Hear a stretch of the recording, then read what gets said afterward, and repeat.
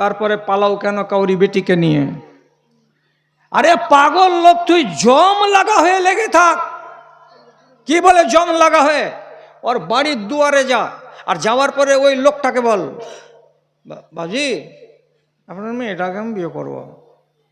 বলবে মারবো শালার বেটা, শালাকে এক গালে চড় যে ফুটে যা এখান থেকে, তোর সাথে বিয়ে দিব না।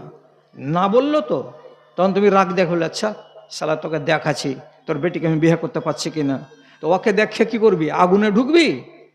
ফের পায়ে পড়, দেখেন আপনার বেটি রিজিয়া আমাকে খুব পছন্দ করে, আমি ওকে পছন্দ করি, আপনার অনুমতি নিয়ে বিয়ে করব।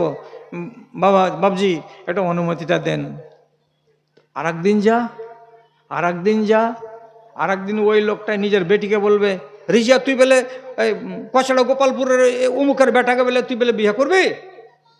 তো বেটি তখন বলবে কি যে কে কইলে তোমাকে? না, যারা ভালোবাসে তারাকে যদি তুমি থানাতে নিয়ে যে রুলার চালাও, একই বলবে। শুধু লাজে কি করবে, তুমি যদি জিজ্ঞেস করো বেটিকে, তো বেটি লক করে মুখ নিচু করে থেকে যাবে। এর মানে কি? হ্যাঁ, বাপ তো বুঝে নিবে যে বেটি ভালোবাসে। তো তাহলে ছোঁড়াটা যে 3 দিন থেকে ঘুরছে, তো তাহলে আর তো রেহাই নাই। আর একদিনের তখন ভেবে চিন্তে বলবে কি করব রে, যখন বেটিরও ইচ্ছা আর তুইও ঘুরছিস রোজ রোজ, তো যা তোর বাপরাকে পাঠাগা, বিয়ে হবে না? তুমি যাকে চাইছো সেই মেয়েটার সাথেই বিয়ে হবে।